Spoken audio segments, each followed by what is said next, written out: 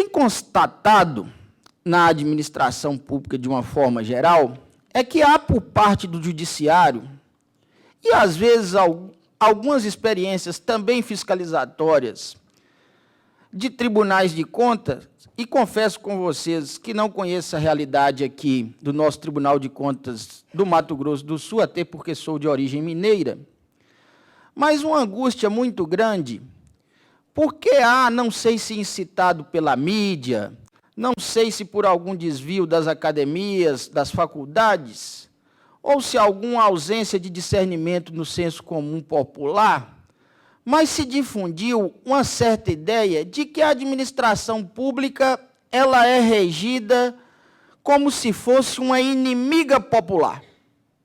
Tudo que a administração pública vai fazer deve ser olhado com desconfiança. Quando a ideia deveria ser exatamente a ideia contrária. Todos os atos da administração pública deveriam ser apreciados por nós com um olhar benfazejo, né? Nós deveríamos ter a expectativa de que aquilo que o administrador público fará, ele fará de boa vontade e fará para atender o melhor interesse da população que administra. Porém, o senso comum, isso com grande contribuição da atividade fiscalizatória, seja por parte do Ministério Público, seja por parte de outras instituições, para enviesar certo olhar, como se a administração pública tivesse sempre de estar sobre um olhar vigilante e que pairasse sobre as ações da administração pública uma certa desconfiança. Então, o primeiro ponto dessa minha fala é: nós precisamos inverter a lógica de perspectivação da administração pública. Nós devemos começar a perceber a administração pública pelo olhar da boa-fé, partindo do pressuposto que os administradores, ao lançar mão das excepcionalidades legais, lançam mão dessas excepcionalidades legais em prol da população que administra, em prol da população que governa. Então, quando um administrador público lança mão da permissão do inciso 9º do artigo 37 da legislação constitucional brasileira e faz uma contratação temporária de excepcional interesse público, o faz, vamos imaginar, e é assim que nós devemos imaginar, em prol do interesse público do administrado. Quando ele lança mão do recurso da terceirização, ele faz em prol do interesse público do administrado. O primeiro ponto, então, que eu lanço, o primeiro desafio de reflexão que eu proponho nessa tarde de hoje, é que nós ousemos a fazer uma nova perspectivação da função administrativa pública, do serviço público, deixando de imaginá-lo sobre um olhar de desconfiança e passando a imaginá-lo sobre um olhar de extrema confiança. Porque, senão, nós nos imiscuiremos num jogo sem sentido. Todas as vezes que o administrador público lançar mão dessas possibilidades, chamadas por alguns doutrinadores de excepcionalidades legais, feito esse alerta em relação à perspectivação, eu proponho um segundo ponto, que a administração pública deve ser regida pelo princípio da conveniência e da oportunidade. Na experiência que eu tive como administrador público, eu me lembro que para implantar o programa Minha Casa Minha Vida, eu me deparei com a situação de que na prefeitura o topógrafo concursado tinha se envolvido com o uso de drogas, sem nominá-lo, evidentemente, sem nominar a qual prefeitura me referia para não expô-lo, né? Ele estava envolvido com o uso de crack. Então, ele não tinha a menor condição intelectual ou profissional de fazer os trabalhos topográficos dos quais a prefeitura necessitava. E eu conheço muita realidade de prefeituras que sequer topógrafos tinham, ou engenheiros agrimensores tinham, ou sequer estrutura para manejar algo nesse sentido.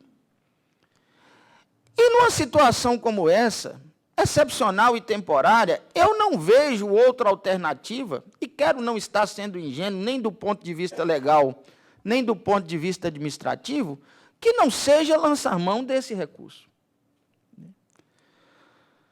Numa situação em que um município tem de lidar com situações, por exemplo, de limpeza, né, com situações de recolhimento esporádico de lixo, com outras situações adversas que não seja da atividade fim da administração pública, eu também não veria como inconveniente ou inoportuno que se lançasse mão, por exemplo, de contratos de terceirização.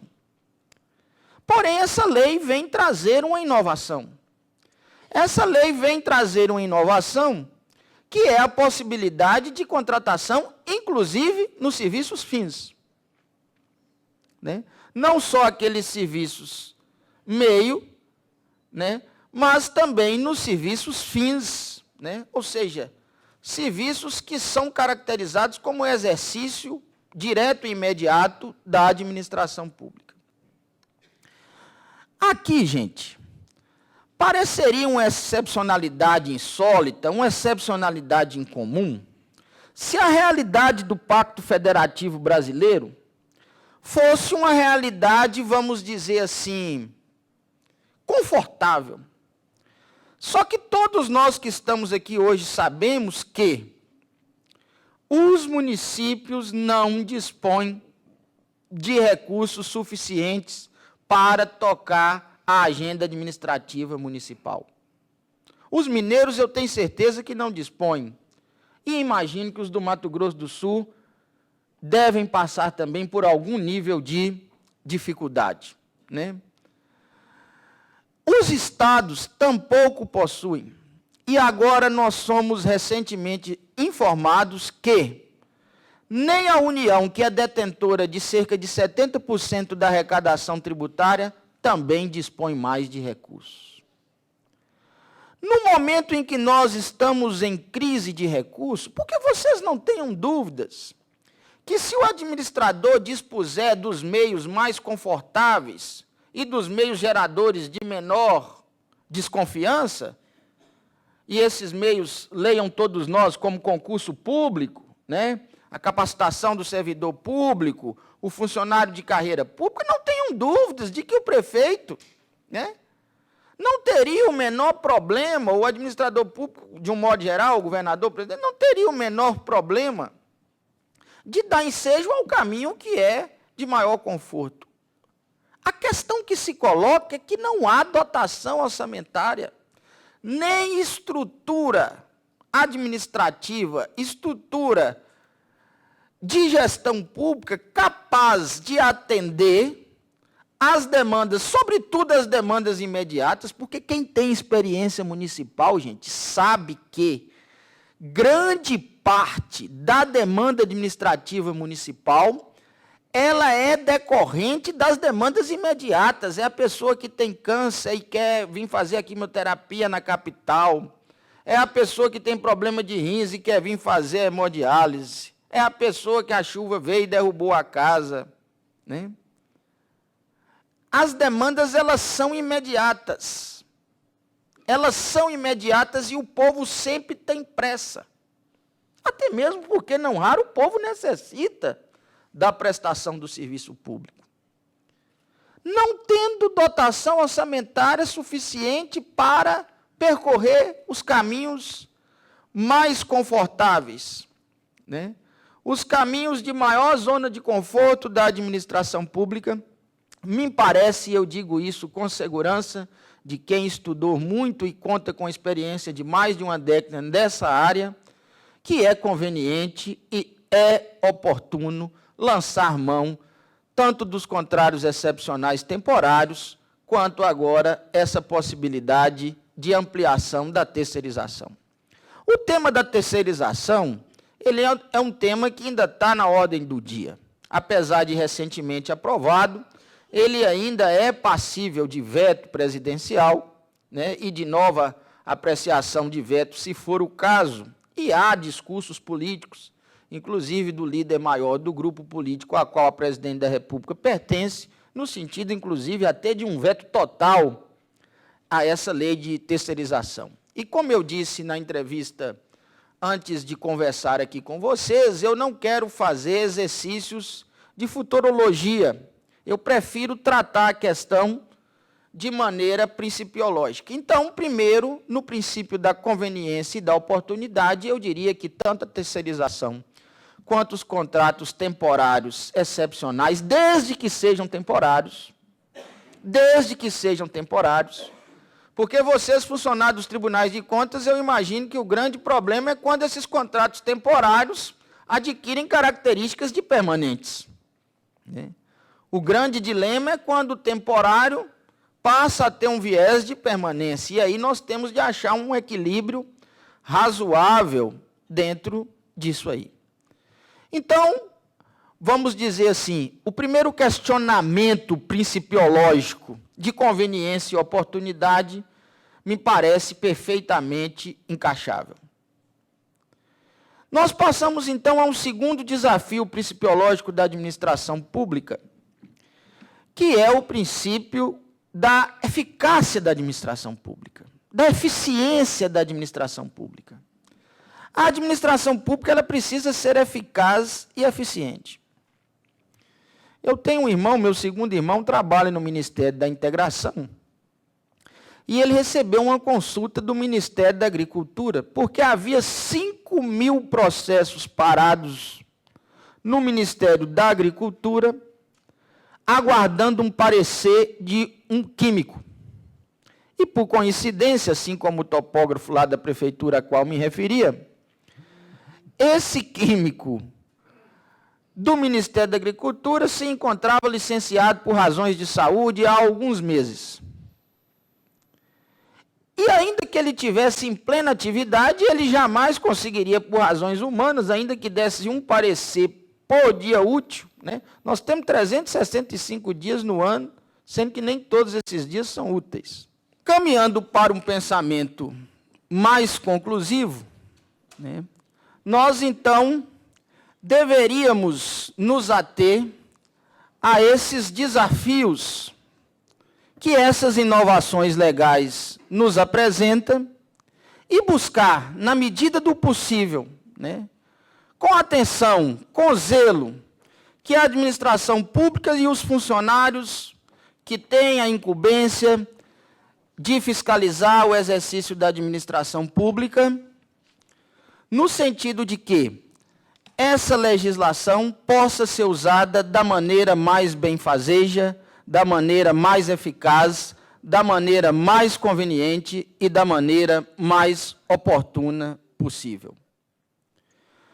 O mote inicial da minha fala é que nós dessemos um voto de confiança ao exercício da administração pública.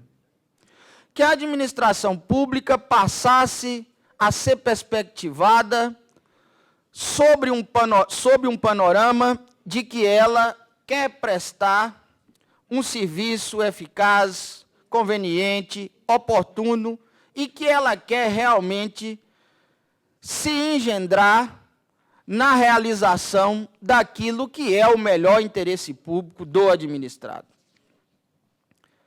Tendo em conta essa nova perspectivação, tendo em conta, considerando essa maneira nova de olhar a administração pública, e tendo consciência dessas peculiaridades legais e dessas observações jurídicas, estando atento para esses desdobramentos de uma maneira eficaz, pertinente, segura e em conformidade com os ditames da legislação, eu não tenho dúvida de que nós estaremos num ponto certeiro, tanto aqueles que administram, prefeitos aqui presentes, quanto aqueles que fiscalizam, funcionários do tribunal, quanto aqueles que lidam, de alguma maneira, ainda que direto ou indiretamente, com essas novas realidades e excepcionalidades legais de contratação.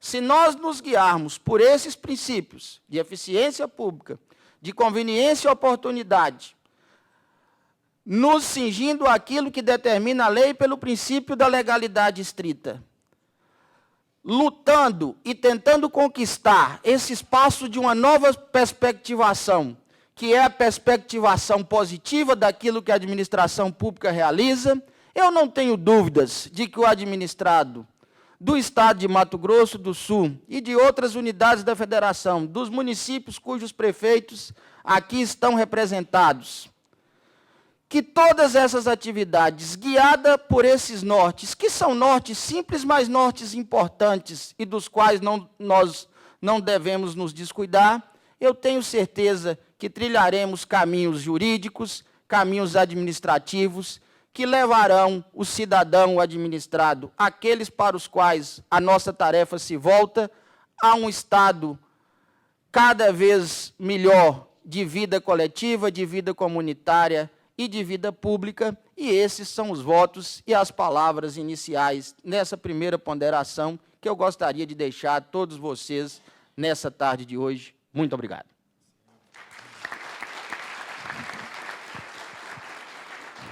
Em primeiro lugar, o Estado em funcionamento, a administração pública em funcionamento, ela depende eminentemente dos servidores, dos agentes públicos, que é o elemento dinâmico do Estado, é o Estado em movimento. Nós temos a estrutura administrativa, nós temos os prédios públicos, órgãos, equipamentos, todo o material que é necessário para a administração pública atingir os seus objetivos. Mas o Estado não consegue fazer nada sem o elemento humano.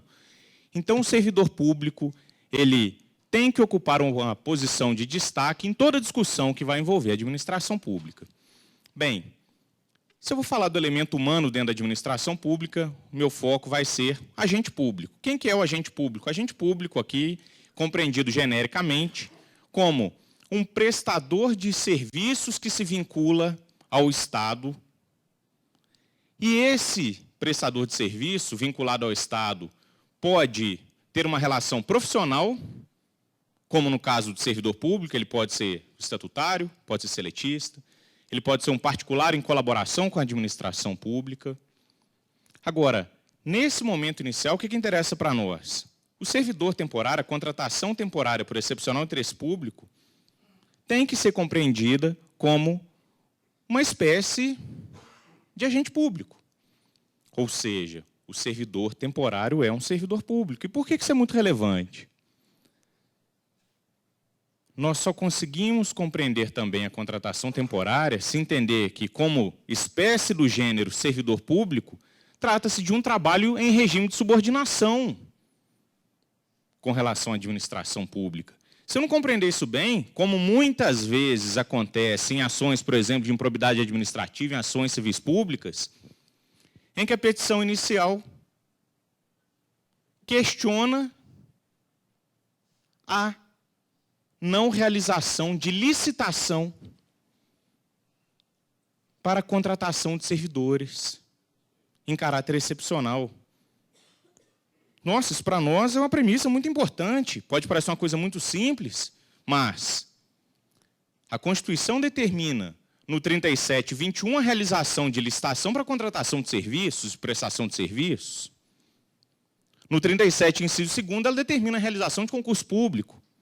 Nos dois casos, eu tenho um procedimento de seleção que busca o atendimento do princípio da isonomia, do princípio da eficiência. O que muda? A licitação ela busca a isonomia e eficiência nos contratos de prestação de serviços, de obras, de fornecimento. E o concurso público? O ingresso de servidores públicos nos quadros do Estado. Quando eu penso, então, na contratação temporária por excepcional interesse público, eu vou tentar o enquadramento em uma exceção constitucionalmente prevista à exigência de concurso público. Quando eu penso em uma hipótese de dispensa de licitação, de inexigibilidade de licitação, eu vou buscar exceções constitucionalmente admitidas à regra geral que trata da exigência de licitação. Então, o nosso parâmetro inicial para evitar confusão é contratação temporária por excepcional interesse público. Eu estou tratando de trabalho subordinado, eu estou tratando de contratação de servidor público. não se confunde com a contratação direta por dispensa de licitação para atender a situações emergenciais. Essa premissa é muito importante para nós. Além disso, o que mais que é importante para a gente estabelecer os conceitos fundamentais para desenvolver o raciocínio? Embora o servidor temporário seja servidor público, vinculado ao Estado em caráter profissional, ele não necessariamente vai ocupar cargo público. Não necessariamente vai ocupar emprego público. Significa que não necessariamente ele vai ocupar um posto, um lugar criado por lei, com um nome próprio, atribuições próprias, um número determinado de lugares criados por lei. Por que isso também é importante? Porque quando uma lei de determinado município estabelece como hipótese de contratação temporária o atendimento a situações de calamidade pública, eu não consigo antever se daqui a 4 anos eu vou ter uma enchente, uma tromba d'água, eu vou precisar de 20 médicos, 15 enfermeiros, vou precisar de pessoas para ajudar na locomoção das pessoas que estão ilhadas. Eu não consigo antever quantos servidores serão necessários. Consequentemente, eu não consigo antever quantos postos de trabalho eu tenho que criar.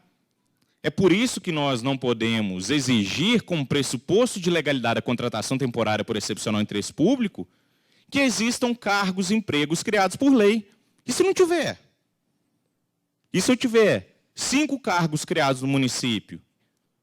Eu já tenho a hipótese, a gente tem que lembrar que o 37(9) da Constituição estabelece a possibilidade de contratação de servidores públicos para atender a necessidades transitórias, a contratação por tempo determinado para atender a necessidades transitórias de excepcional interesse público, nos termos que a lei estabelecer, de acordo com as hipóteses excepcionais que a lei estabelecer. Então, a lei vai estabelecer as hipóteses de excepcional interesse público que admitem a contratação temporária. Mas, de forma alguma, nós podemos confundir a necessidade de cargo para todo mundo que vai ser contratado como servidor temporário.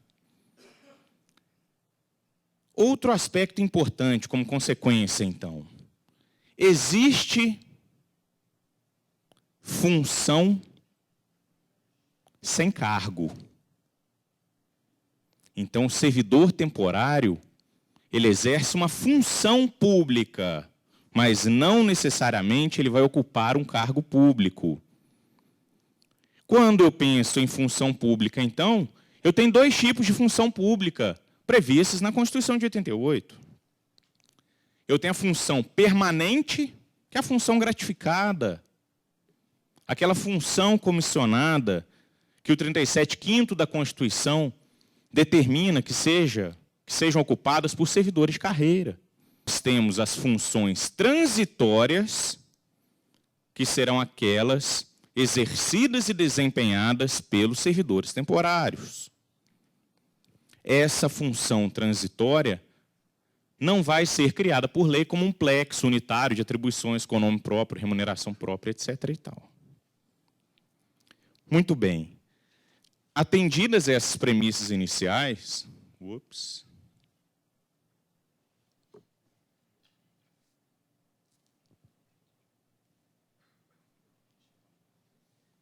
atendidas essas premissas iniciais, nós podemos considerar, então, o servidor público temporário à luz do regime constitucional, e para compreender o seu regime jurídico, nós temos que entender quais são os requisitos constitucionais, quais são os limites da administração pública para proceder à contratação de servidores temporários.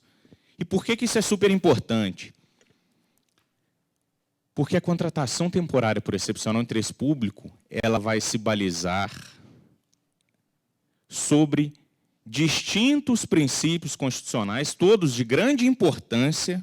De um lado, necessidade de concurso público. De outro lado, o papel do Estado de não deixar a sociedade desamparada. Toda vez que surgirem necessidades excepcionais, é dever do Estado atender todo mundo. É por isso que o Estado existe. O Estado não pode perder a sua razão de ser em virtude dos procedimentos e requisitos que são estabelecidos. Os instrumentos de controle são imprescindíveis para a efetivação do Estado Democrático de Direito, mas os procedimentos não são um fim em si mesmos, não podem ser. Então nós temos que conciliar a exigência de concurso público, e quando eu falo de concurso público, tenham isso sempre em mente, isonomia e eficiência. A importância do Estado atender às necessidades que vão surgir, principalmente as de excepcional interesse público. E nós também temos que lembrar que aquele servidor temporário é um trabalhador que se vincula ao Estado para atender o interesse público e que também não pode ficar desamparado. Quando eu resolvi escrever sobre esse tema no meu mestrado, foi porque eu descobri, lendo um livro, acredito que vocês conheçam, Contrato de Trabalho com o Estado, do professor Paulo Emílio Ribeiro de Vilhena, da LTR, e ele começou a retratar que em Minas Gerais, tinha uns 20 anos que era uma prática recorrente, que todo início de ano, chegava em fevereiro, eram celebrados contratos temporários com professores de ensino fundamental. Contrato temporário de fevereiro a novembro. Todo ano. Acabava o ano letivo, acabou o contrato. Os professores não recebiam salário dezembro e janeiro, férias de jeito nenhum, 13º não existe. E ficavam naquela expectativa se em fevereiro do ano seguinte iam ser contratados de novo. Sempre eram, porque o Estado precisava deles. Não estou falando de 100 pessoas, não. Eu vou comentar aqui no finalzinho a famosa Lei Complementar número 100 do Estado de Minas Gerais, que está pendente de julgamento no Supremo Tribunal Federal, efetivou 98 mil servidores temporários em Minas Gerais sem concurso. 98 mil pessoas sem concurso, 98 mil famílias sem concurso. Então tem concurso público, temos que cuidar demais desse instituto, importante pra caramba para nós. Mas de um outro lado, o servidor público isoladamente não pode ficar desamparado. Como é que a gente vai tratar isso então? Existem casos de contratação temporária em que o vínculo é anulado pelo judiciário? Tem sim. Quais os efeitos jurídicos decorrentes disso? A gente tem que resolver esse problema, mas sem querer que o servidor pague a conta sozinho. De outro lado, como viabilizar essa contratação temporária para permitir que o Estado dê conta de atingir seus objetivos? Então, pessoal, falar de contratação temporária é começar falando de concurso público. A exigência constitucional de concurso público, prevista no 37, inciso 2º da Constituição, ela vai tratar de concurso para servidor, vinculação ao Estado, prestação de serviço, relação de trabalho em caráter subordinado. Trabalhador presta serviço, realiza suas atividades, tem que ser remunerado. Se ele não for remunerado, é enriquecimento ilícito do Estado. Então, prestou serviço, vai ser remunerado. Poxa vida, hein, mas todo mundo quer um emprego, todo mundo quer trabalhar para o Estado. Todo mundo quer ter estabilidade, todo mundo quer ter aposentadoria. Então, num Estado republicano, num Estado democrático de direito, essa oportunidade de se vincular ao Estado e realizar um trabalho mediante remuneração tem que atender o princípio da isonomia. Temos que considerar a igualdade de chances para todos os potenciais interessados. E o mecanismo encontrado pela Constituição de 88 para atendimento desses objetivos é o concurso público de provas ou concurso público de provas e títulos. Além disso, além da isonomia, ele vai atender eficiência, porque eu realizo uma seleção, faço uma triagem, um procedimento de seleção com caráter competitivo, em que o melhor candidato vai ser contratado pelo Estado. Isso aí é atender o princípio da eficiência. Não é quem chega primeiro, não é quem tem mais contato, não é quem tem mais padrinho. Não, é o melhor. E para atender isonomia e eficiência, nós precisamos de critérios objetivos, de publicidade, de transparência, de igualdade de acesso à informação, de previsibilidade para as pessoas. E aí sim, quem estiver melhor preparado vai entrar. Bacana. Essa é a lógica do concurso público. Agora, como é que a nossa jurisprudência enxerga o concurso público? Como é que ela enxerga o princípio da isonomia? Eu fiz questão de transcrever para vocês um trecho muito interessante do voto do ministro Celso de Mello na ação direta de inconstitucionalidade julgada pelo Supremo Tribunal Federal, em que o Supremo enaltece o Instituto do Concurso Público. A jurisprudência do Supremo Tribunal Federal não tem transigido em torno da necessidade de observância, sempre indeclinável, do postulado constitucional do concurso público. Por que isso é importante? Não vamos achar que concurso público é um daqueles institutos, se observar bem, se não observar não tem problema, não. O Supremo Tribunal Federal tem inúmeros acórdãos em que julga inconstitucionais leis municipais, leis estaduais, dispositivos de leis federais, por violarem a exigência constitucional do concurso público.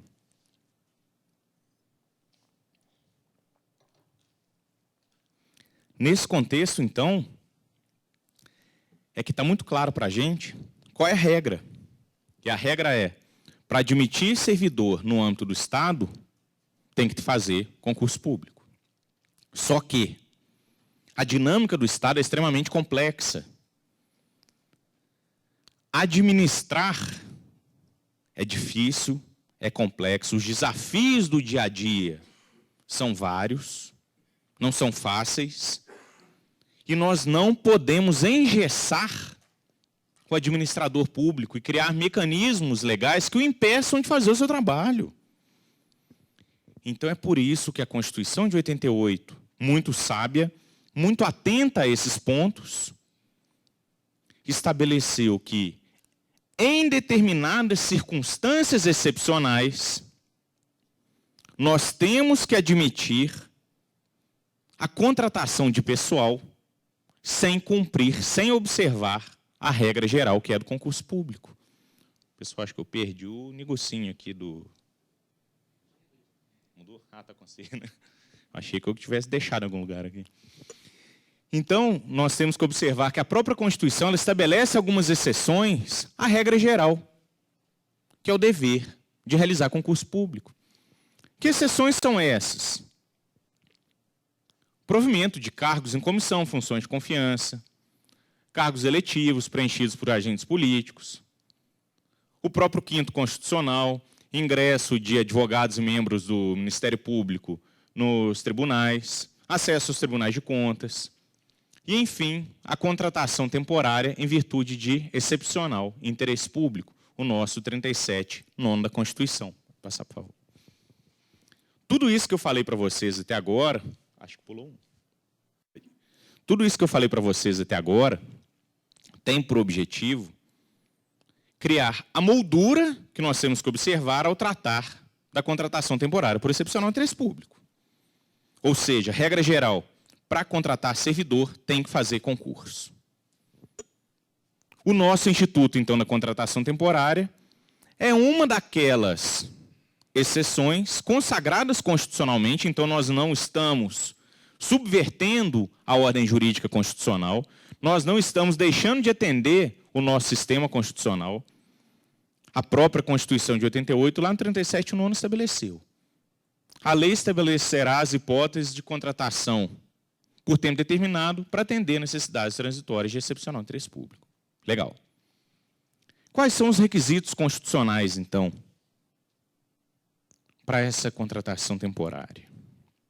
O 37 nono menciona todos eles para nós. Tempo determinado, necessidade transitória, excepcional interesse público e a necessidade de lei que vai estabelecer essas hipóteses, que está na próxima lâmina aí. Mas vamos entender com calma, vamos olhar com carinho quais são esses requisitos e os limites de cada um. Tempo determinado. Por que é que o vínculo do servidor temporário com o Estado tem que se dar por tempo determinado? Ora, pessoal, todos esses requisitos estão preocupados com a observância da regra geral. A regra geral tem que fazer concurso público para contratar pessoal no Estado. Excepcionalmente, e pelo tempo necessário para essa situação excepcional, para atender essa situação excepcional, é que nós podemos cogitar da contratação temporária de servidor público.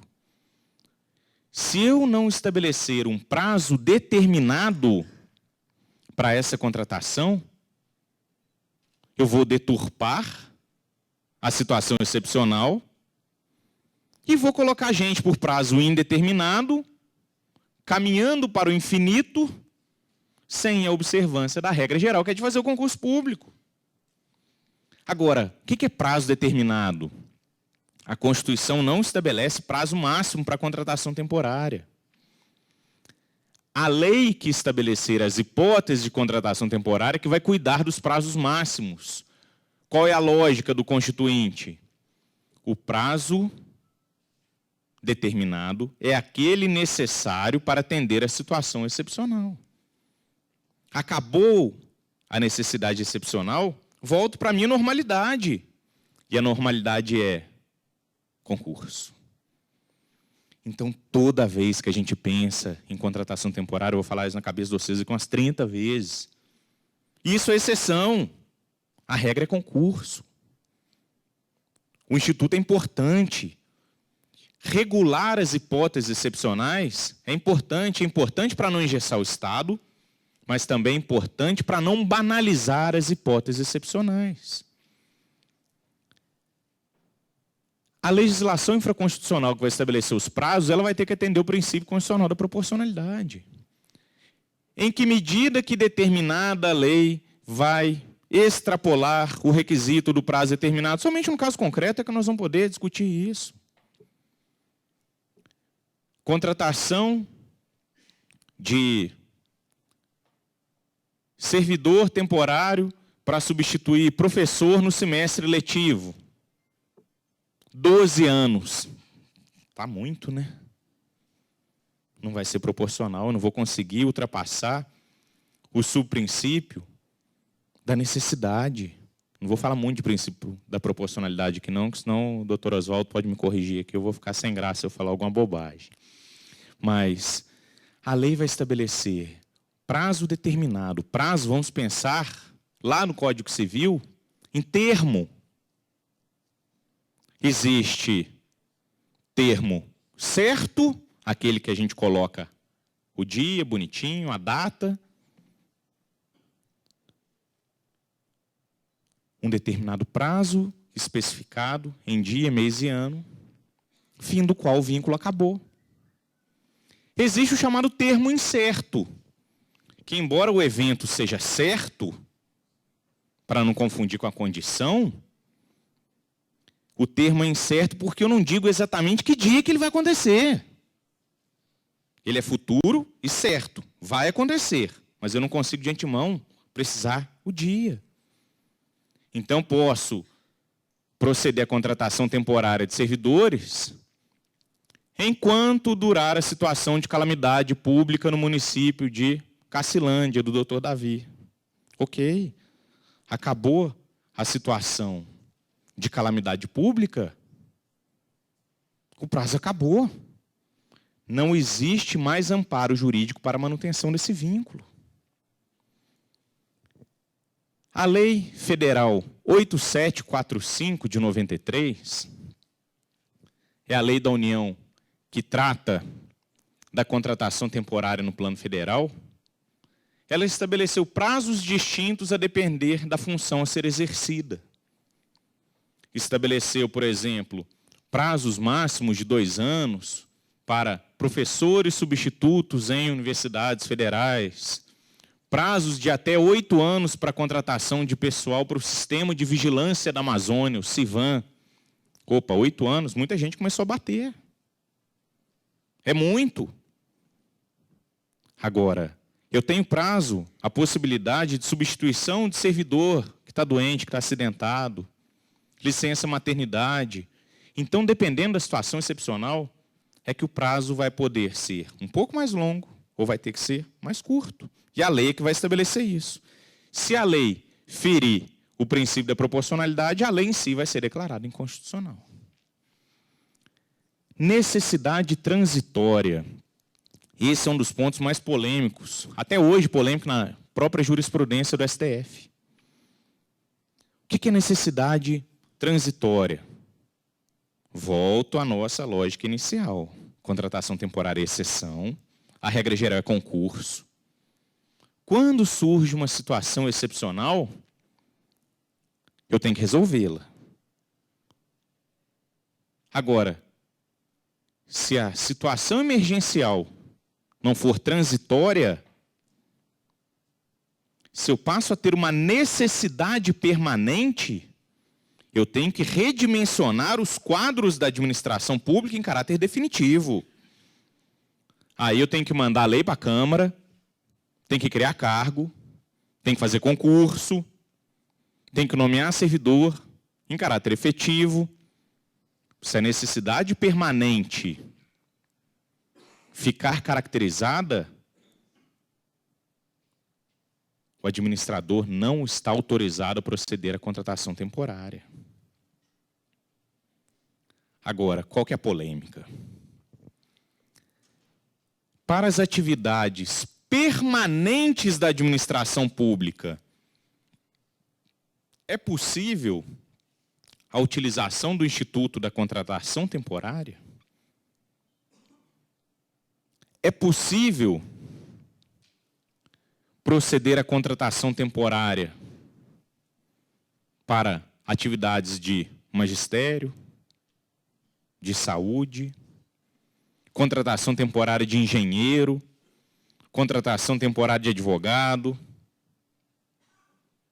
ou apenas naquelas hipóteses em que surgem atividades transitórias para o Estado, é que nós estaríamos autorizados a fazer contratação temporária.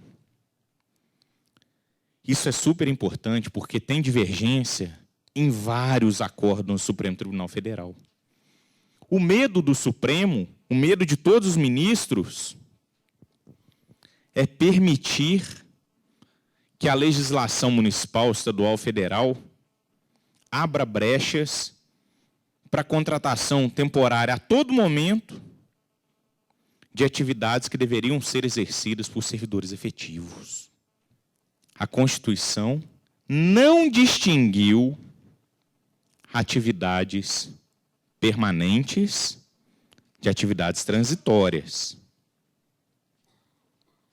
Não interessa se uma determinada atividade faz parte da administração pública em caráter permanente, como médico, enfermeiro, dentista, pedreiro, engenheiro ou o que for.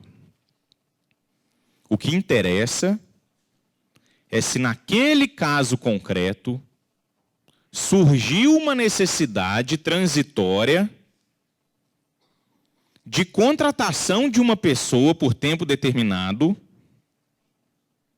para atender uma situação excepcional, ainda que seja para exercer uma atividade permanente do Estado. Quando, hein? O servidor ficou doente. Um servidor precisou tirar uma licença, 1 ano fora. A necessidade do Estado é permanente. Não dá para cobrir esse cara mais. A equipe, o órgão dele, está todo mundo trabalhando apertado para diabo. Precisamos de mais gente. Então nós vamos fazer um concurso público para botar mais um cara para dentro em caráter efetivo, aumentar em caráter permanente o nosso custeio, a nossa despesa corrente. Vou estabilizar esse cara quando acabar o estágio probatório dele. Na hora que o outro sarar, agora tem um cara sobrando, bicho. E aí? Manda embora. Será que é fácil assim? Será que eu estou autorizado a mandar um cara embora? Porque eu fiz concurso, efetivei esse cara, agora não estou precisando mais dele? Ora, nada mais lógico do que uma alteração da minha necessidade de pessoal, ainda que para atividades permanentes, que essa necessidade excepcional possa ser suprida, sim, por um contratado temporário. Gente, o mercado faz isso. Todo final de ano, Natal. Aí vem o comércio, contrata um monte de gente lá em caráter temporário. O cara tem um monte de recepcionista, de balconista na loja dele lá do shopping. Vem Natal, ele sabe que ele vai ter uma sazonalidade ali, ele vai ter 30 dias, 40 dias, 60 dias, de movimento maior. Contrata mais 2, 3 pessoas, faz o contrato por prazo determinado, previsto lá no 462 da CLT. Acabou. Vai chegar em fevereiro, não tem pico mais. Uma servidora pública fica grávida. Aí ela vai tirar a licença dela por 6 meses. Eu sei que dia que ela vai voltar. Se correr tudo bem com ela, se ela não tiver nenhum problema, não precisar tirar a licença de saúde, ela vai voltar. Agora, eu preciso de servidor público. Então, gente, o que esse acórdão na ação direta de inconstitucionalidade 3068 diz para nós é o seguinte: não interessa se a atividade em si é de natureza permanente ou transitória. O que eu tenho que olhar é se existe uma necessidade transitória a ser suprida, independentemente da natureza da atividade. Tá claro isso, gente? Tranquilo? Bem, mas aí, quando fica claro, vem o RE 658026, relatado pelo Toffoli do ano passado. Esse RE todo mundo tem que ler, que é uma coisa bacana demais, porque esse livro nosso foi citado lá no acórdão do Supremo, então fiquei feliz pra caramba, e todo mundo tem que ler lá para ver o nomezinho bacana, bonitinho. Aí aconteceu o seguinte: o Supremo pegou uma lei do município de Bertópolis, de Minas Gerais. Você conhece, Oswaldo, Bertópolis? Da grande metrópole Águas Formosas. Eu realmente não conheci Bertópolis. Imagino que seja um mega município. Um dos 853 municípios, né, do estado de Minas Gerais, é um município que não acaba mais. Veio o município de Bertópolis e estabeleceu em lei a possibilidade de contratação temporária para funções de magistério. Ponto. Tribunal de Justiça de Minas Gerais pegou o acórdão anterior e falou assim: não tem problema nenhum. Foi uma ação direta de inconstitucionalidade, ajuizada perante o Tribunal de Justiça para questionar a constitucionalidade de lei municipal, né? Beleza. O Tribunal de Justiça de Minas Gerais falou: olha, seguindo a jurisprudência do Supremo Tribunal Federal, não tem problema nenhum a atividade ser permanente, a atividade de magistério, desde que a necessidade seja transitória. O Ministério Público recorreu, interpôs recurso extraordinário, bate lá no Supremo, foi reconhecida a repercussão geral.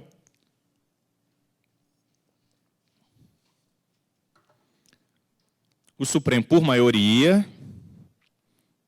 entendeu o seguinte: não podemos admitir contratação temporária para essas necessidades permanentes do Estado. Aí veio o ministro Fux e falou assim, mas, senhores ministros, tem um monte de precedente dessa casa aqui em que a gente fala diferente, que a gente fala que não interessa se a natureza da atividade é permanente. Aí uns 4 ministros do Supremo concordaram no seguinte ponto, mas essa lei específica aí é abrangente demais. Contratação temporária para funções de magistério, aí não, aí está muito. Logo, nós vamos julgá-la inconstitucional. Ou seja, apesar desse fundamento, desse ponto da natureza permanente da atividade ter sido discutida lá no acórdão, eles não julgaram inconstitucional simplesmente porque a atividade de magistério é permanente. Porque a hipótese de excepcional interesse público estabelecida pela lei foi função de magistério. Não estabeleceu para substituir professor quando alguém estiver grávido, estiver doente, ou alguém estiver em férias. Férias, magistério, não todo mundo tira férias junto. Mas não foi por uma situação de excepcional interesse público, não foi por uma situação transitória. Então eles entenderam que, independentemente da utilização que o administrador fosse fazer daquela lei, o Supremo entendeu por bem julgá-la inconstitucional de uma vez. E essa discussão, gente, é muito importante, porque em alguns casos, a lei quer se resguardar, nós vamos ver na próxima lâmina, mas eu vou antecipar de uma vez, que um outro requisito exigido constitucionalmente é a necessidade de lei prevendo as hipóteses de situação excepcional. Aí o legislador fica morrendo de medo. Porque ele fala assim, cara, se eu não tiver um guarda-chuva aqui, como não tem bola de cristal, eu não consigo antever todas as situações excepcionais, mas o Supremo exige que eu preveja em lei as situações excepcionais. Vai dar problema na contratação lá na frente. Então, eu vou fazer um negócio mais aberto. Se for muito aberto, o Supremo também dá bomba. Então, o dilema foi qual a extensão legislativa dessas hipóteses de situação excepcional. Desde que fique caracterizado que vai servir para atender necessidade transitória, não vai ter problema na lei, pode ter problema no ato administrativo de contratação. Toda vez que vai ter recenseamento, não sei se é de 4 em 4 anos, 5 em 5 anos, é feito um processo seletivo pelo IBGE, contratação de recenseadores por prazo determinado para atender necessidade transitória, ou seja, enquanto durar o processo de recenseamento, vai ter um prazo lá determinado, para atender o excepcional interesse público. Se eu não fizer o recenseamento agora, ninguém vai morrer por causa desse troço, não. Ora, qual que é a outra alternativa que nós temos? Fazer um concurso público para recenseador. Aí de 4 em 4 anos o camarada vai lá, trabalha 60 dias, encosta, e a gente fica pagando esse cara, é isso? Não. Então, nesse caso, por exemplo, o Supremo entende que está presente o excepcional interesse público, ainda que ninguém vá morrer em virtude da não contratação do recenseador. Ainda que ninguém vá sofrer grave lesão se o IBGE não divulgar o censo da forma como foi planejada. Agora, é imprescindível o recenseamento para o planejamento e estruturação de políticas públicas, ninguém tem dúvida disso. Então nós temos que fazer. E qual a alternativa que a gente tem dentro da Constituição? É a contratação temporária para excepcional interesse público. Mas acho importante termos no radar aí que essa é uma discussão que existe. Outro ponto importante, situações urgentes e situações não urgentes.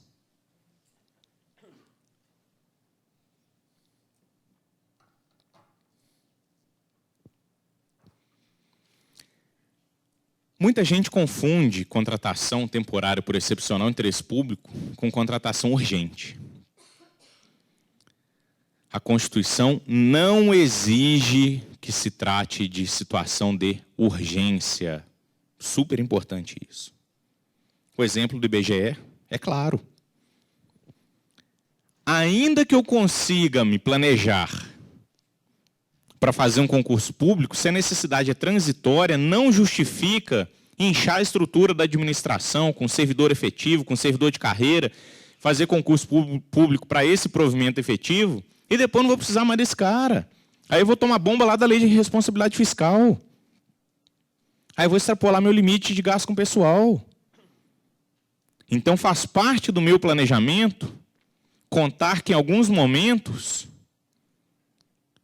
eu vou ter necessidade de pessoal de forma extraordinária para atender picos de demanda, ou para atender a demandas transitórias. Vou fazer uma reforma administrativa.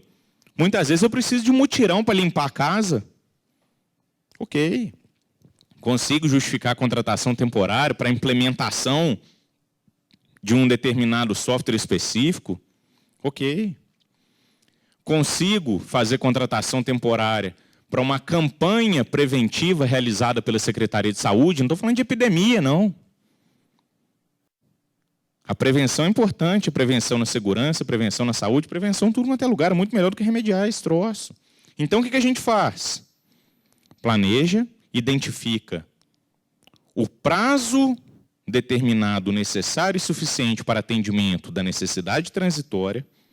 Aquele interesse público excepcional, ele é excepcional porque ele não é ordinário, ele não é permanente. Ele é identificado em momentos específicos. Foi atendido, acabou. Acaba o vínculo do servidor com o Estado. Aí sim, volto para a normalidade. Volto a pensar em servidor só o cara que fez concurso. Mas cuidado para não confundir contratação temporária com urgência. A grande relevância de ter urgência ou não, sabe qual é? Necessidade de fazer processo seletivo. Necessidade de fazer concurso para contratação de servidor temporário. Eu só posso deixar de fazer o processo seletivo para contratar o servidor temporário quando não dá tempo. Aí, por analogia, vamos buscar de novo lá, na lei de licitações, a contratação emergencial.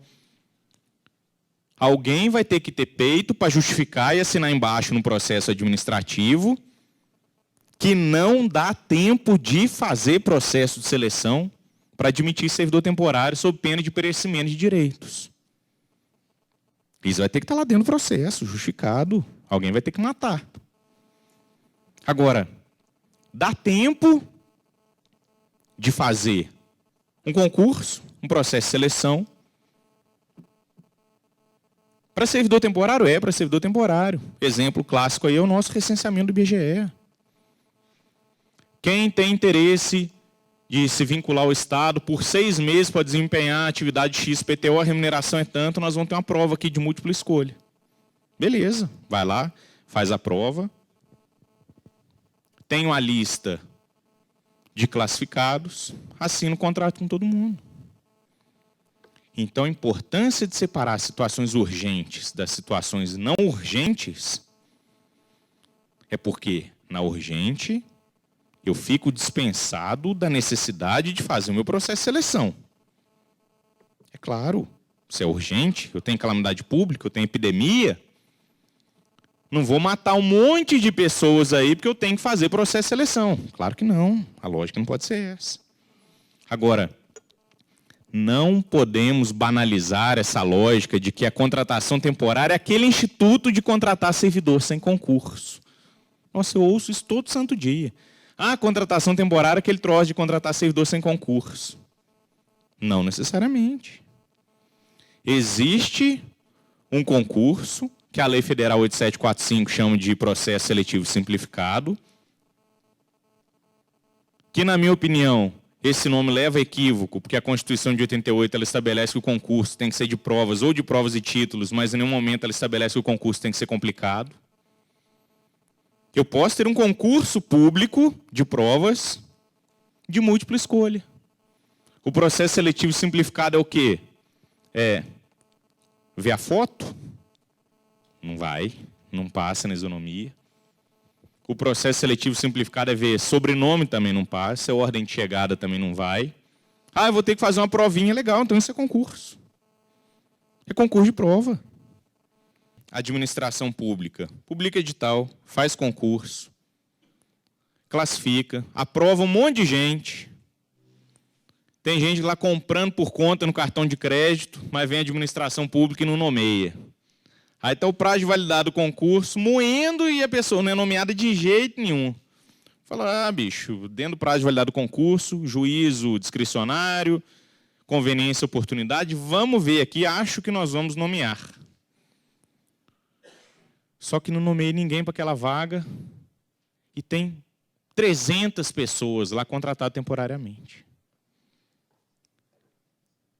Nesse caso, a jurisprudência é tranquila, desvio de finalidade, determina a imediata nomeação das pessoas aprovadas em concurso, porque como é que você vai me dizer que você não precisa, que seu juízo de conveniência, oportunidade, não está na hora de nomear ainda, se tem um monte de gente que está fazendo a mesma coisa lá, título precário, por meio de contratação temporária.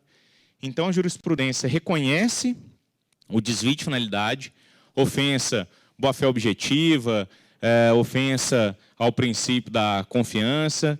Super importante, então, a gente guardar.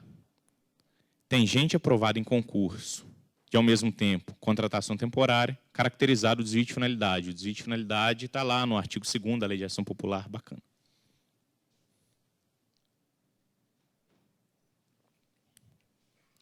Aqui, só a título de informação e para lembrarmos também, a Constituição estabelece que servidor temporário não pode ser vinculado a regime próprio de previdência. Servidor temporário, ele só pode ser vinculado a regime geral, somente INSS. Embora se refira a ele como cargo temporário, nós sabemos que não tem esse cargo temporário, é uma função transitória, uma função temporária, apenas um arquivo terminológico. Lembrar que servidor temporário tem que se vincular a regime geral de previdência. Nulidade do vínculo entre o agente e o Estado. Isso aí é uma discussão super interessante. Contratação temporária, historicamente, a administração pública brasileira, em todas as esferas, aí abusa pra caramba disso. Antes era pior, melhorou muito, mas ainda tem muito abuso. Consequentemente, o Ministério Público entra com ações civis públicas, anulando contratação temporária, em virtude de ofensa à exigência constitucional de concurso público. Ganha lá no mérito a ação, beleza. Só que a nossa ação demorou 8 anos. Eu tenho pessoas que ficaram trabalhando dentro do poder público, sem ter feito concurso público, a título precário, como contratado temporário. Essas pessoas trabalharam, receberam. E aí? Como é que fica a nossa vida? E aí, quando a situação piora, na hora que manda esses caras embora, muitas vezes envolvendo o chão de fábrica e não o primeiro escalão, esses caras ficam sem receber. Aí esses caras ficam sem receber, eles vão entrar na justiça. Judiciário. O chamado servidor de fato tem direito de receber o quê? Porque a Constituição de 88, lá no 37, parágrafo 2º, fala, olha, ofensa ao concurso público caracteriza improbidade, anula o vínculo e responsabiliza todos os envolvidos. Bacana, anular o vínculo é fácil. Rompeu, bota a turma na rua. Isso é fácil para o Estado. Pôs na rua. E a turma entra na justiça. Pô, tem 6 meses que eu não recebo, então tem que receber aqui até quinquênio para você receber esse tempão que eu estou aí a título precário. Considerando como servidor de fato, por que de fato? Embora ele não tenha um vínculo jurídico válido, ele exerceu com aparência de servidor legítimo as atribuições que lhe foram delegadas pelo Estado. Tem uma tradicional súmula 363 do TST, que estabelece o seguinte: anulou contrato, vínculo de servidor com a administração pública, esse cara não tem direito de receber tudo, como se ele fosse um servidor legítimo, não. O vínculo dele foi nulo. Então, esse cara tem que receber salário pelos dias efetivamente trabalhados, aí depois mudaram esse troço para falar, e o FGTS também. Mas a jurisprudência do TST tem reconhecido o direito às contribuições previdenciárias. Poxa, mas e férias, e 13º. Não, seu vínculo é nulo, só esse troço aí. O STF, pode passar mais um, por favor. O STF, no mesmo sentido, ratificou, validou a súmula 363 do TST, então falou que servidor de fato, isso aqui não sei se alguém faz concurso, cai pra caramba concurso também, servidor de fato, vínculo nulo, garante ao servidor de fato recebimento de salário pelos dias efetivamente trabalhados, FGTS, a jurisprudência reconhece contribuição previdenciária, o restante, 13º, férias, que todos os outros recebem, para ele não, porque seu vínculo foi anulado. Eu, particularmente, não concordo com isso, porque eu acho que é aquela situação que a corda vai arrebentar para o lado mais fraco. Isso acontece com as pessoas que não têm proximidade política para receber aquilo pelo que trabalhou. Quem fica sem receber 5 meses, 6 meses, vai ter que entrar na justiça, realmente é o cara que estava lá embaixo, na ponta. Isso acontece muito com gari, pessoal de limpeza urbana, acontece muito com faxineiro, e essa turma vai entrar depois, o judiciário falar, não, o cara que recebeu férias 13º, a gente não toma dele, não. Mas você que não recebeu, a gente vem, corta e não reconhece que você tem direito. E o último ponto é a Lei Complementar número 100 de 2007 de Minas Gerais.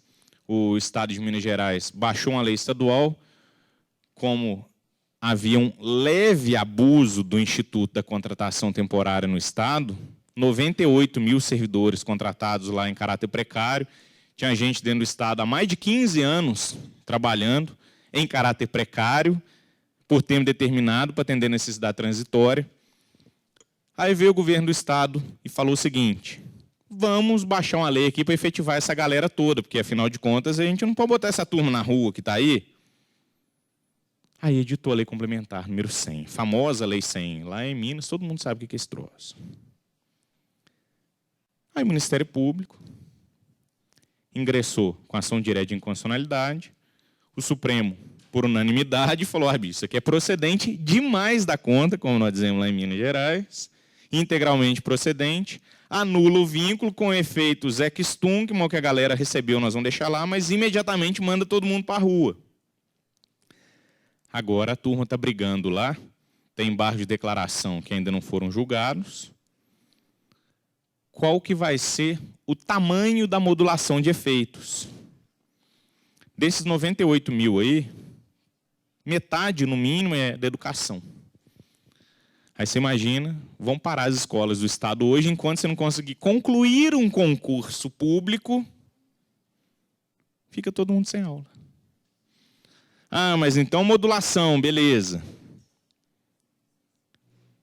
A turma está tentando brigar para não configurar desobediência de ordem judicial, de mandar a turma embora, mas ao mesmo tempo de conseguir acabar o ano letivo. Isso aí está pendurado lá no Supremo ainda, sendo nos próximos capítulos, vão acompanhar o que vai acontecer. Duvido particularmente, isso é chute meu, único e exclusivamente meu, que o governo do Estado consegue fazer concurso público, ainda que ele consiga até dezembro ou janeiro, para efetivar 98 mil servidores em postos de trabalhos que vão ser desocupados, então nós vamos ter um problema gigante aí para acontecer para frente. Pessoal, era isso tudo. Desculpa por ter alongado. Foi um prazer muito grande. Estamos abertos aqui a perguntas e debates. Obrigado.